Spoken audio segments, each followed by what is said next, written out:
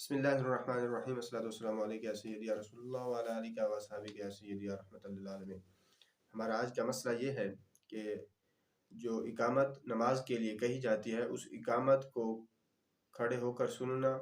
یا جب اقامت ہو رہی ہو کوئی بندہ آئے وضو کر کے اور مسجد میں آئے تو اقامت ہو رہی ہو تو اس کے لیے کیا جائز ہے کہ وہ کھڑے ہو کر اقامت سن سکتا ہے یا نہیں، یا وہ بھی بیٹھ جائے، اور جو مسجد میں موجود لوگ ہیں ان کے لیے کس وقت اٹھنا چاہیے، ان کو کس وقت نماز کے لیے کھڑا ہونا چاہیے یا نہیں۔ تو اعلیٰ حضرت الشاہ امام احمد رضا خان فاضل بریلوی نے فتاوی رضویہ جلد نمبر 5 کے اندر اس مسئلے کی وضاحت کی، صفحہ نمبر 380 پر۔ ان سے سوال کیا گیا کہ تکبیر کھڑے ہو کر سننا جائز ہے یا نہیں، یعنی جو اقامت جس کو ہم تکبیر بھی کہتے ہیں، تو انہوں نے جواب کے اندر یہ کہا کھڑے ہو کر تکبیر سننا یہ مکروہ ہے، یعنی یہ ناپسندیدہ عمل ہے، ایسا نہیں کرنا چاہیے۔ آگے مزید وضاحت کرتے ہوئے آپ فرماتے ہیں یہاں تک کہ علماء اکرام حکم فرماتے ہیں کہ جو شخص مسجد میں آیا اور تکبیر ہو رہی ہے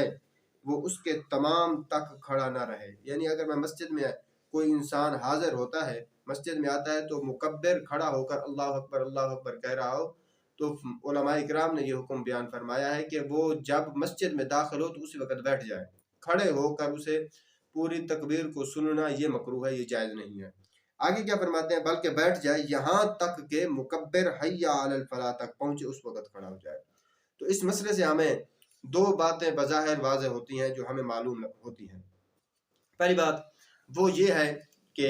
جب مکبر مسجد میں کھڑا ہو کر تکبیر کہتا ہے تو جو لوگ وہاں مسجد میں موجود ہیں ان کے لیے یہ مکروہ ہے کہ وہ فوراً ہی کھڑے ہو جائے، ان کے لیے ضروری یہ ہے کہ وہ اس وقت کھڑے ہوں جب مکبر حی علی الفلاح تک پہنچے۔ ایک بات یہ تو ان لوگوں کے متعلق ہے جو مسجد میں بیٹھے ہیں اور مکبر نے تکبیر کو شروع کر دیا، نماز کے وقت اس نے تکبیر کہنا شروع کر دی، تو جو لوگ نمازی مقتدی بیٹھے ہوئے ہیں نماز کے انتظار میں تو ان کے لیے اسی وقت فی الفور کھڑا ہونا یہ جائز نہیں، بلکہ ان کے لیے جائز یہ ہے اور ضروری یہ ہے کہ وہ اس وقت کھڑے ہوں جب مکبر حی علی الفلاح پر پہنچے۔ اور دوسرا مسئلہ اس عبارت سے جو ہمیں معلوم ہوتا ہے وہ یہ ہے کہ اگر کوئی انسان وضو کر کے یا کوئی انسان باہر سے مسجد میں نماز کے لیے گھر سے آیا ہو، مسجد میں داخل ہوا ہو اور مکبر تکبیر کہہ رہا ہو، اور مکبر ابھی اشہد ان لا الہ الا اللہ یا اشہد ان محمد رسول اللہ ان الفاظ پر ہو، یا اللہ اکبر، یعنی ایسے الفاظ پر ہو جو حی علی الفلاح سے مقدم ہے، جو حی علی الفلاح سے قبل ہے اور پہلے ہے، تو اعلیٰ حضرت شاہ امام احمد رضا خان فاضل بریلوی فتاوی رضویہ کے اندر یہ فرماتے ہیں تو آنے والے شخص کے لیے بھی یہ ضروری ہے کہ وہ آ کر فی الفور بیٹھ جائے، یہ نہ ہو کہ جب